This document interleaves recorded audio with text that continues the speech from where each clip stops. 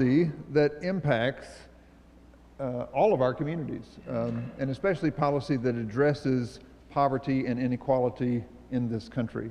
The Center for Public Theology and Public Policy, as you can probably tell from the name, is very committed here at the Divinity School to exploring the questions of how our commitments, our faith commitments to God and to one another, connect with the way we engage with the world, especially the way that we collectively shape the world through policy.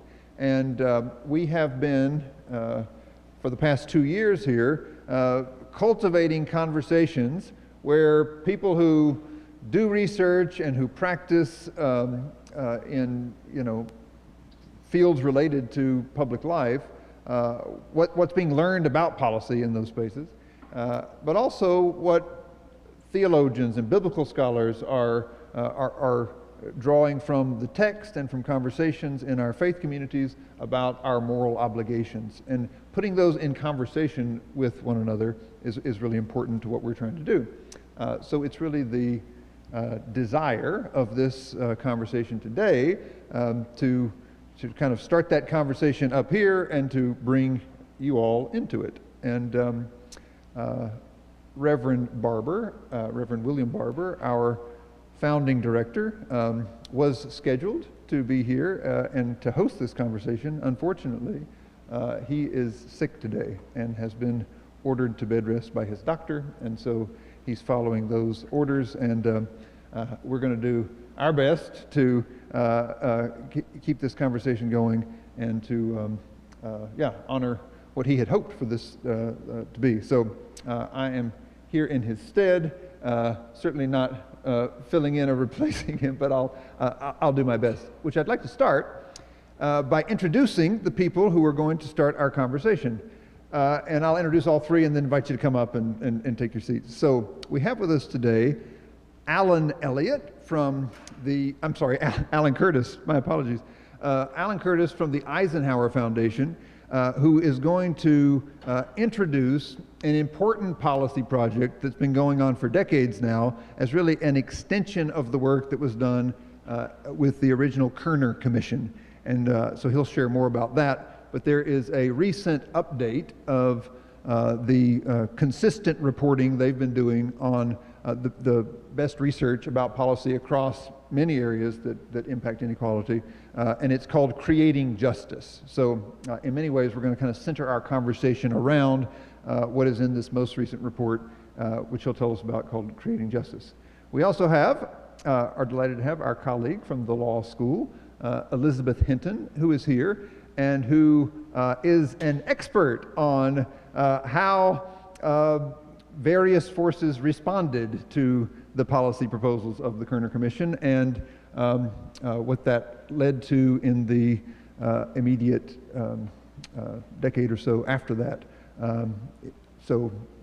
She's written whole books on this, but she will distill all of it and help us to kind of bring it into conversation with this today. And we're also delighted to have our colleague from, if you haven't been over to the center, we're just next door in this building, and share that space with the Center for Faith and Culture, which Miroslav Volf directs.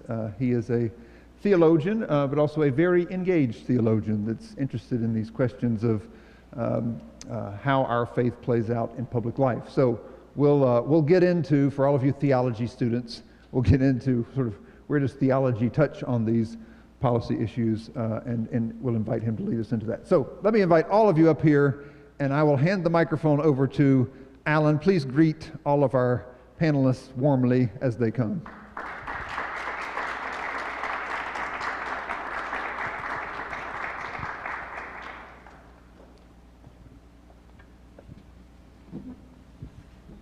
There you go. I think you're live there, so. Good afternoon. I have the boring part. I'm going to give you a prepared talk. The best part will come afterwards when we have the informal back and forth. Well, you're going to give us something to talk about, so thank you. Yeah. but I apologize for giving the formal part. But I appreciate this opportunity to be with you all as we continue really to honor this week the legacy of Dr. King. A fortnight ago, I sat in a Washington National Cathedral pew at the funeral of President Jimmy Carter. Ahead of my wife and myself, all 5 of the living presidents were sitting next to the flag-draped coffin: Biden, Bush, Clinton, Obama, and Trump. It was a powerful scene. Did these men really agree on anything? Could they agree on the honor, integrity, and morality of President Carter, perhaps? I ask myself. Honor, integrity, and morality, these are themes integral to this afternoon's forum, and I wish really to deeply thank Jonathan and Bishop Barber for organizing it. Thank you as well to Professor Hinton, Professor Volf for presenting, and for Elizabeth for the work she's already done with us on this project and for her inspiration in the field. My role today then is to briefly overview creating justice in a multiracial democracy, which is the name of our new update of the 1968 Kerner Commission, which was, the book was just published by Columbia Teachers College Press. In response to the disturbances in over 150 cities in the 1960s, President Lyndon Johnson formed the National Advisory Commission on Civil Disorders, the Kerner Commission, which was chaired by the governor of Illinois, Otto Kerner. Most of those commissioners were privileged white men, yet the commission warned in 1968 that America was heading towards, quote, 2 societies, black and white, separate and unequal. And the commission warned against white racism. The commission concluded, it is time to make good the promises of American democracy to all citizens, urban and rural, black and white, Spanish surname, American Indian, and every minority group, unquote. It still is time, of course, and we are very aware of how Dr. King and Senator Robert Kennedy endorsed the Kerner Commission in 1968, and then they both were assassinated in that terrible year.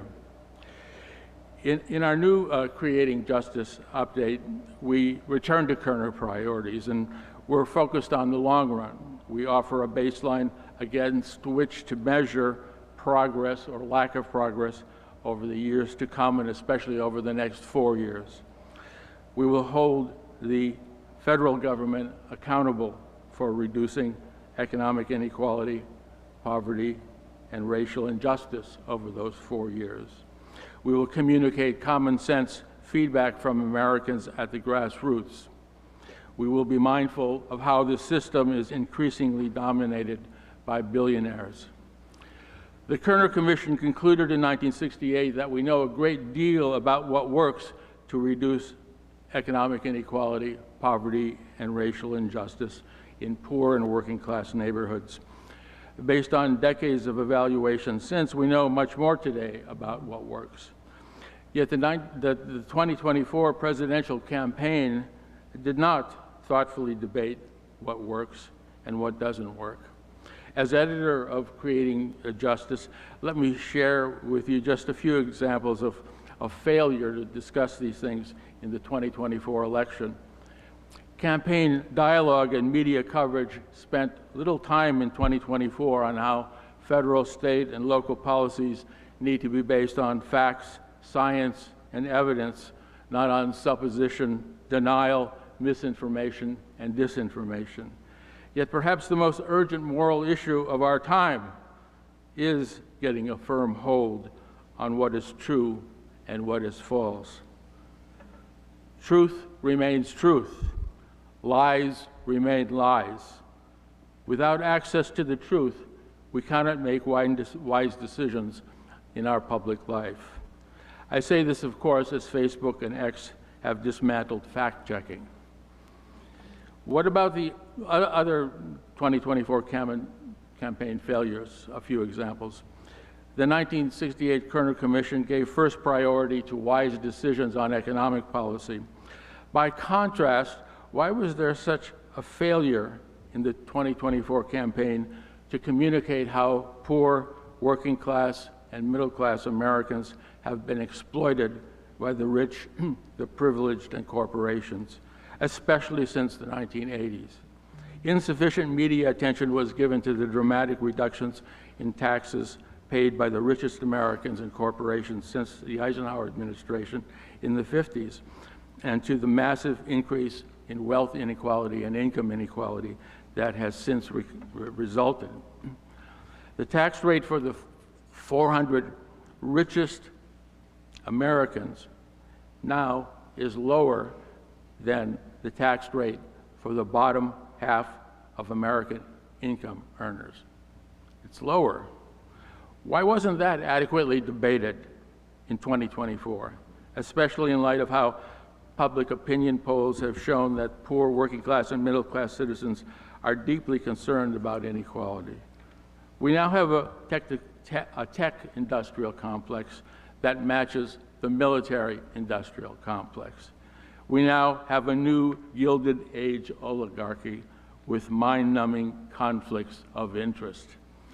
The 2024 campaign and its media coverage did not sufficiently debate the failure of trickle-down economics. The myth of trickle-down market fundamentalism has been called zombie economics by Nobel Prize winners because tax breaks for the rich and corporations keep coming back to life again and again in spite of their evidence-based past failures. As a result of the 2024 election, zombie economic policy now is exploding still again, disproportionately punishing the working class, low-income people, and the middle class. Fortunately, in recent years, a new economic mindset has been evolving. It is bubble up, not trickle down. It gives priority to low-income, working class, and middle-class families. It is designed to bring manufacturing jobs back to America.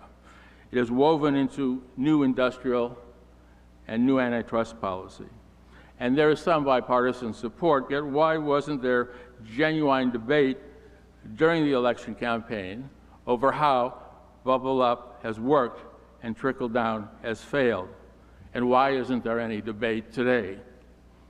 The 1968 Kerner Commission gave equally high priority to education policy, yet the 2024 campaign and its media coverage had little to say about how K-12 school segregation has increased since Kerner. It's increased. Reading and math achievement gaps between whites and people of color have increased. Absenteeism in the school-to-prison pipeline has grown, and school vouchers have failed based on careful evaluations. There was almost no 2024 campaign dialogue on reauthorizing federal support for proven grassroots mentoring and tutoring to close the school achievement gap. No attention to reauthorizing the child tax credit legislation that reduced poverty by half during the pandemic, but then shamefully was not reorganized. There was no attention paid to scaling up the early education and community school programs that have been rigorously evaluated as successful. No attention to reversing the national teacher shortage, which grew worse during the pandemic, and no attention paid to reforming K-12 school financing based on the life status of students rather than on local property taxes. Beyond the need for wise economic and education policy that creates justice, why did the 2024 campaign not debate police reform, mass incarceration, the prison industrial complex, and gun control? Why did the 2024 campaign not debate the record surge in homelessness nationally to almost 20%?